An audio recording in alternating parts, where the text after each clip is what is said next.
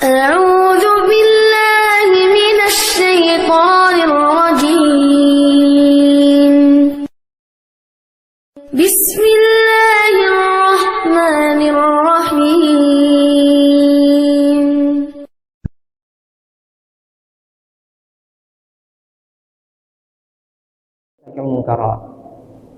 Nah, yang kedua, bayar hutang puasa nih. Ya, peringatan bagi kita yang masih punya hutang puasa, bayar hutang puasa Ramadan. Ingetin ya, Mas Nur di rumah istrinya ingetin kalau punya hutang. Kalau bapak-bapak insya Allah jarang ya, kecuali sakit banget ya baru punya hutang puasa. Nah, emak-emak nih biasanya nih, ibu-ibu yang akhwat ya, yang biasa tiap bulan kedatangan tamu. Ya, tahu masih datangan tamu apa enggak nih? Udah datang tamunya udah males. Udah kelar berarti ya, udah bebas.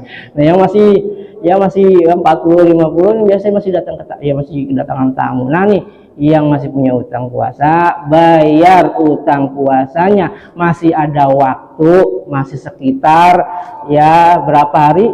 2 pekan ya, bayar utangnya ya.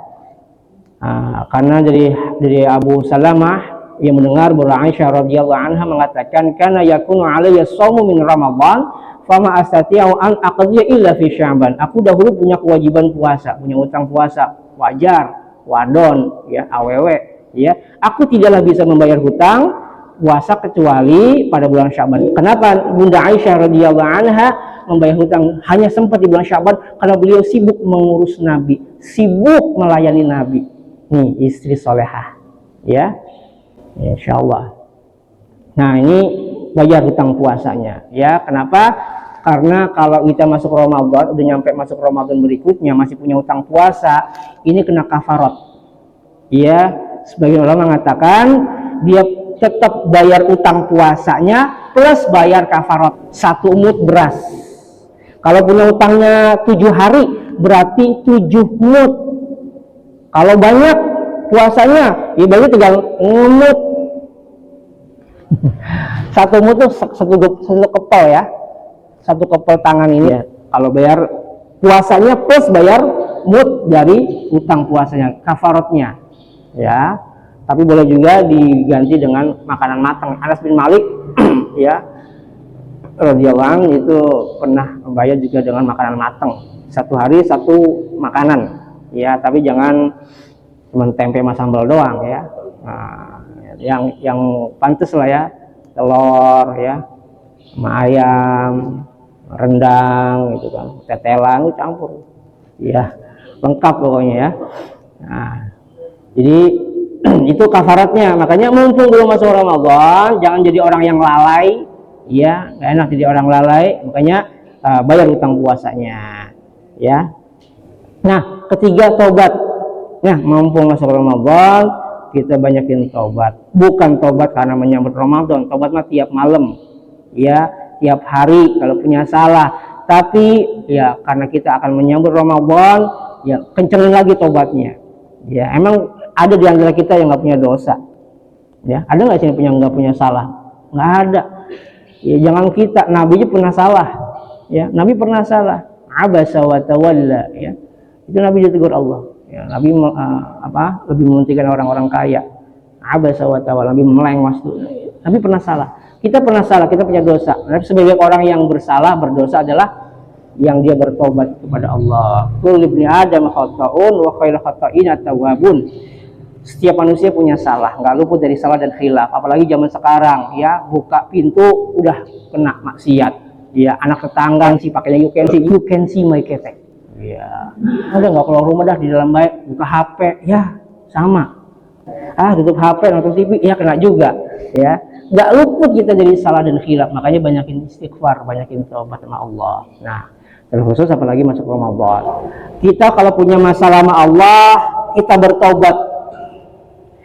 Bagaimana kalau sama manusia? Maafan. Punya salah, maafin. Punya utang, lunasin. Nak baik, maafin ya. Maafin sih maafin, utang lunasin. Ya. Nah, sekarang kalau orang bermaaf-maafan ketika menyambut Ramadan, ya bagus. Dia punya salah, maafin lah ya, bermaafkan. Cuman kalau ada orang beranggapan begini, ibu-ibu, kita masuk Ramadan, kalau punya salah harus saling memaafkan.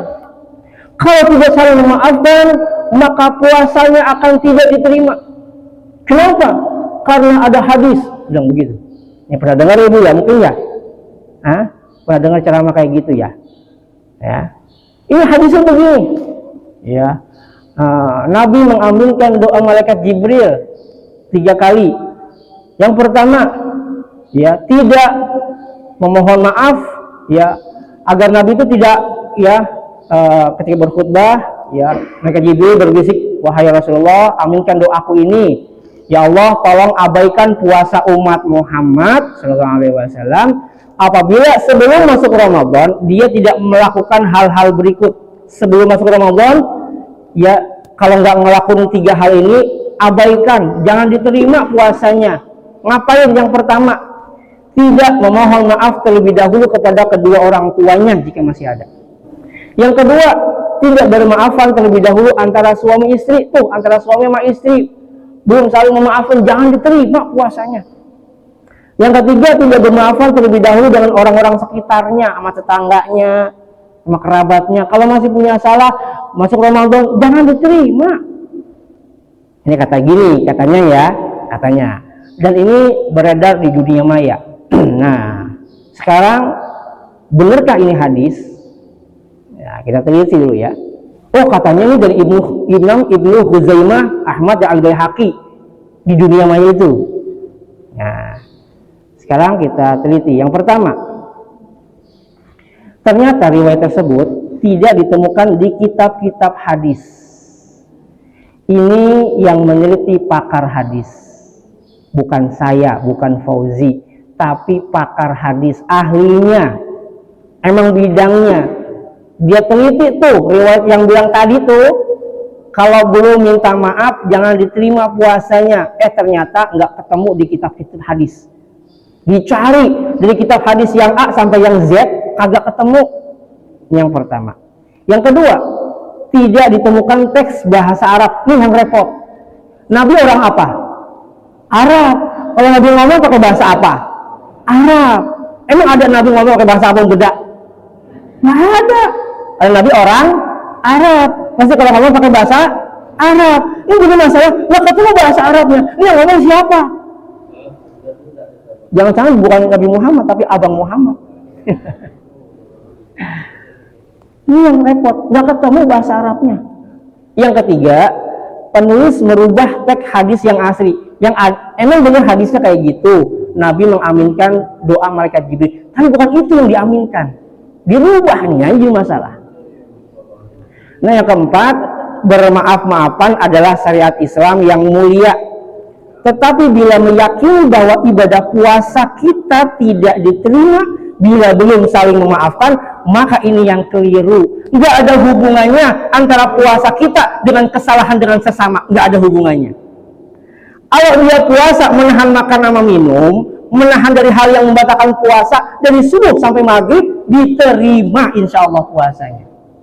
Nggak ada hubungannya. Dia masih punya salah sama orang tua, dia masih punya salah sama istrinya, dia masih punya salah sama tetangganya, nggak diterima. Nggak ada hubungannya.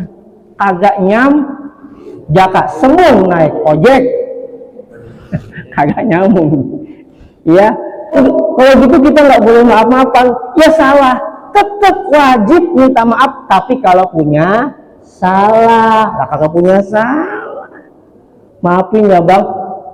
Salah apaan? Maafin, ya, pokoknya maafin aja, cuma puasa. Ya maafin, kalau punya salah maafin.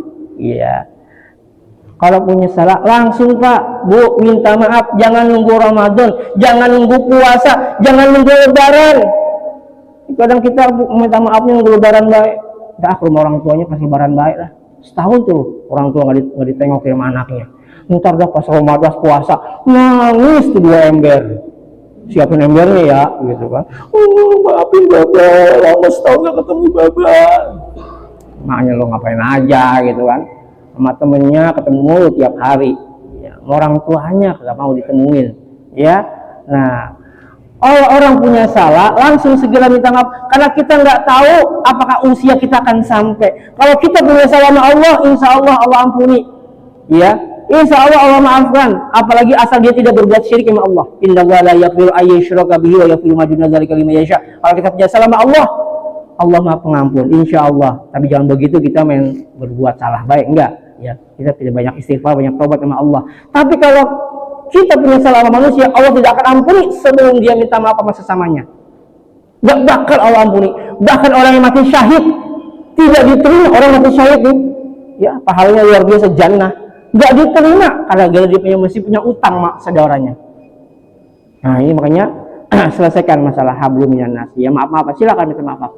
Tapi bukan saya menyalahkan minta maaf, salah, jangan keliru. Ntar keluar dari masjid, apaan Ustaz Fauji orang minta maaf kagak boleh, ya jangan salah lagi. Nah ini kurang nyambung ya. Silakan minta maaf kalau punya salah, segera. Yang salah kalau beranggapan kalau belum minta maaf puasanya nggak diterima, ini yang keliru. Nggak ada hubungannya antara puasa dengan minta maaf sama orang, ya. Nah berarti hadisnya palsu, bukan dari Nabi, hoax, ya, hoax, ya. Nah ini hadis aslinya, ini hadis yang dirubah. Aslinya gini nih, ini ada nih, Nabi sampaikan, ya, bahasa Arab ini aslinya, hadis yang dirubah sama orang kayak gitu, sama orang yang nggak bertanggung jawab. Ya, satu ketika Nabi naik ke atas mimbar, Nabi mengaminkan 3 kali, ya, araghamallahu anhu 'abdin aw ba'uda dakhala Ramadan falam yughfar lah. Ya Allah, ya, sungguh celaka bagi orang, ya, udah masuk Ramadan, dia nggak diampuni dosanya. Ngapain baik di Ramadan? Selama di Ramadan ngapain aja? Kok sampai-sampai Allah nggak ngasih keampunan? Padahal Ramadan adalah bulan pengampunan, bukan hanya puasanya. Ya man shoma Ramadan imanan wa ihtisaban ghufira lahu ma taqaddama min dzambi. Allah ampuni kalau dia berpuasa beriman, karena iman dan ihtisab karena Allah. Tarawihnya man qama Ramadan imanan wa ihtisaban ghufira lahu ma taqaddama min dzambi. Barang siapa yang berqiyamul lail, tarawih malam di bulan Ramadan, Allah ampuni dosanya. Bulan penuh pengampunan. Kok bisa nggak diampuni? Ngapain aja? Makanya celaka didoain sama Nabi. Ya, sungguh hina, sungguh celaka orang udah masuk Ramadan nggak diampuni. Ya, yang kedua terhinalah seorang hamba yang ketika masih ada orang tuanya, tapi adanya orang tua itu baik 1 atau 2 atau tinggal 1, tapi tidak menyebabkan dirinya masuk ke dalam surga. Itu kunci surga ada di rumah, tapi dia jauh-jauh nyarinya ke luar negeri, jauhnya keluar daerah. Padahal di rumah ada surga. Ya, tinggal berbakti sama kedua orang tuanya. Dia jauh-jauh nyari surga malah keluar daerah. Nyari surga ke luar negeri, di rumah dianggurin baik ada surga. Yang ketiga, terhinalah seorang hamba ketika namamu disebutkan saja tidak berselawat kepadamu, didoain celaka nih, didoain hina sama Nabi, dengar nama Nabi dia nggak selawat sama Nabi. Makanya mohon maaf ya, kalau kita dengar nama beliau kita kudu bersolawat nama Nabi Muhammad Sallallahu Alaihi Wasallam. Nah ini hadis ini ada 4 perawi, Imam Al-Bukhari dalam kitab Adabul Mufrad, Imam Ibnu Khuzaimah, Imam Al-Bazzar, Imam Al-Baihaqi. Nah, ini sahih, jayyid dan hasan.